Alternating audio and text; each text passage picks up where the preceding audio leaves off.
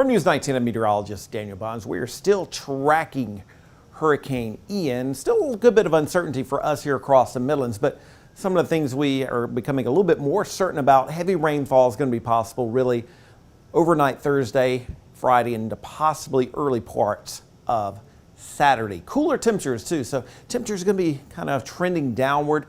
We're expecting some windy weather and some gusty, breezy conditions. Severe weather will put a little bit of a question mark for that, in particular late Friday and into Saturday. Hurricane Ian did make a landfall early Tuesday morning as a Category 3 storm, right there about 4:30 Tuesday morning, western parts of Cuba. Here are the latest watches and warnings, all the advisories in effect for parts of Florida and parts of Cuba. So a lot of watches and warnings obviously in effect as Hurricane Ian is expected to gain some strength. Became our second major hurricane of the 2022 season. Here's the storm surge watches and warnings in effect for parts of Florida, even parts of Georgia at this point. But it does have winds of 125 miles per hour, with gusts up to 155 miles per hour. A powerful Category 3 major hurricane. And here's the forecast from the National Hurricane Center. You're going to notice it's expected to make a landfall. It looks like maybe as early as tomorrow as a Category 3 storm, kind of moving in and then losing some of its strength and gradually losing its tropical characteristics. But for us here across South Carolina, this is Saturday. This is Sunday morning, expected to be a remnant low or depression at that point.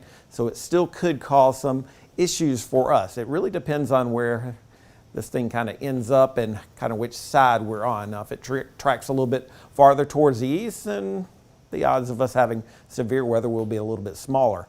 I will say some of the forecast models have been trending kind of more towards the east. Some have been going a little bit more towards the west. We'll zoom in here a little bit closer towards our area here in South Carolina and the Midlands, and you notice they kind of go crazy there towards the end, but here is the center track line. Got a lot of these going towards the east, a lot of them going towards the west as well. So there may be some adjustments, obviously, with the official track. Here are the most likely times of arrival for hurricane force winds. So there is that possibility, obviously, for hurricane force winds down there in Florida where the hurricane warning is in effect. Now, the tropical storm force winds, obviously, those impacted would be a lot wider, more widespread impact for tropical storm force winds. But the odds for us to have tropical storm force winds in the Midlands still pretty small. These are the overall odds of having tropical storm force winds. So you're talking about 39 mile per hour winds or greater at this point. Here is one of the longer range models, the American model, showing Ian making a landfall and then kind of riding up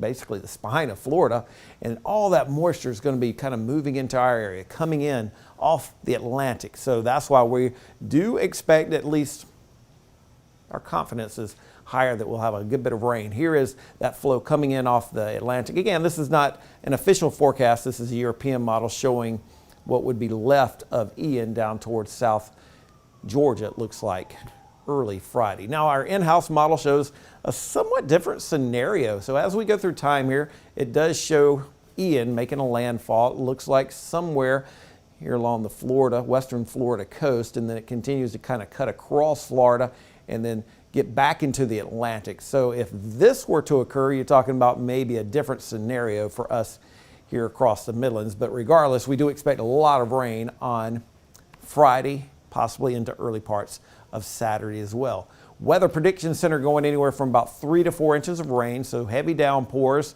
Here is the American model showing 3 to 4 inches, and we'll kind of look at the European model showing anywhere from almost 3 to 4 inches as well, heavier amounts along the coast.